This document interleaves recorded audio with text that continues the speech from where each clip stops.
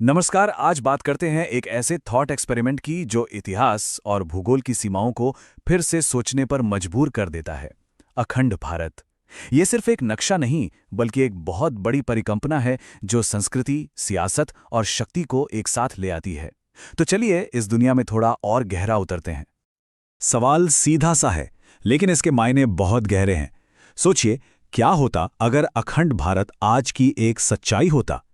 ये एक ऐसा सवाल है जो हमें सिर्फ एक बदले हुए नक्शे की नहीं बल्कि एक पूरी तरह से बदली हुई दुनिया की कल्पना करने पर मजबूर करता है। तो इस हाइपोथेटिकल दुनिया में गोता लगाने से पहले ये समझना जरूरी है कि अखंड भारत आखिर है क्या चीज। ये सिर्फ जमीन का एक टुकड़ा नहीं, ये एक बहुत गहरा विचार है। तो देखिए, अखंड भारत असल में किसी पॉलिटिकल मैप से कहीं ज्यादा है।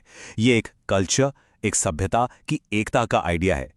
इसमें आज का भारत, पाकिस्तान, बांग्लादेश, नेपाल, भूटान, श्रीलंका और अफगानिस्तान के कुछ हिस्से आते हैं, और ये किसी राजनीतिक दावे से ज्यादा एक साझा विरासत की पहचान है। और इस आइडिया की जड़ें वो बहुत गहरी हैं, इतिहास में हैं।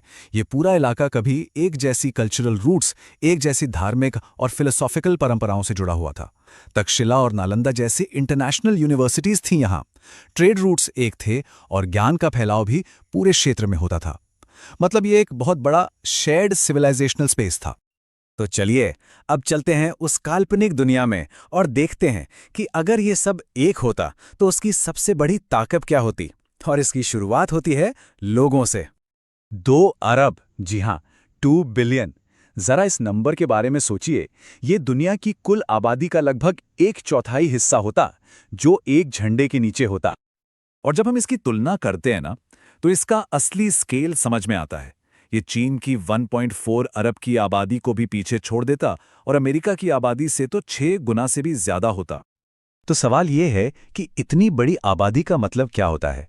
इसका मतलब है दुनिया की सबसे बड़ी युवा आबादी, दुनिया का सबसे बड़ा कंज्यूमर मार्केट और दुनिया का सबसे बड़ा लेबर और टैलेंट फोर्स। ये एक ऐसी ताकत है जो अकेले ही ग्लोबल इकोनॉमी का सेंटर ऑफ ग्रेविटी बदल सकती है। लेकिन ताकत सिर्फ आबादी से तो नहीं आती। चलिए अब इस हाइपोथेटिकल सुपर पावर की इकोनॉमिक और मिलिट्री पावर को देखते हैं। 12 ट्रिलियन डॉलर्स, ये होती अखंड भारत की कंबाइंड जीडीपी। एक ऐसा आंकड़ा जो इसे एक झटके में ग्लोबल इकोनॉमिक स्टेज के सेंटर में ला खड़ा करता। ये टेबल देखिए, इससे पूरी तस्वीर साफ हो जाती है। ये इसे यूएसए और चाइना के ठीक पीछे दुनिया की टॉप 3 इकोनॉमीज के एक्सक्लूसिव क्लब में ले आता है। सोर्स तो इसे सिर्फ सुपर पावर नहीं बल्कि मेगा सुपर पावर कहता है। मतलब एक ऐसी शक्ति जो पावर की हमारी आज की परिभाषाओं को ही बदल दे। और जब बात आती है मिलिट्री पावर की, तो तस्वीर और भी जबरदस्त हो जाती है। इस पूरे रीजन के देशों की मिलीजुली सेना दुनिया की सबसे बड़ी फौज होती। लेकिन ये सिर्फ नंबर्स का खेल नहीं है, ये स्ट्रेटेजिक डोमिनेंस की बात है। जरा कल्पना कीजिए, एक न्यूक्लियर आर्म्ड फोर्स जिसका इंडियन ओशन पर पूरा कंट्रोल हो और जिसका असर सेंट्रल एशिया के दरवाजों तक फैला हो। तो इतनी बड़ी पॉपुलेशन, इकोनॉमिक और मिलिट्री पावर का दुनिया पर क्या असर पड़ता? सीधी सी बात है, ग्लोबल पावर बैलेंस पूरी तरह से बदल जाता। इसके बनने से एक भू राजनीतिक डोमिनो इफेक्ट शुरू हो जाता। चीन पर जबरदस्त स्ट्रैटेजिक प्रेशर बनता। यूएसए को अपनी पूरी इंडो पैसिफिक स्ट्रैटेजी फिर से लिखनी पड़ती। रूस, यूरोप और खाड़ी देशों के साथ अलायंसेस का पूरा समीकरण ही बदल जाता।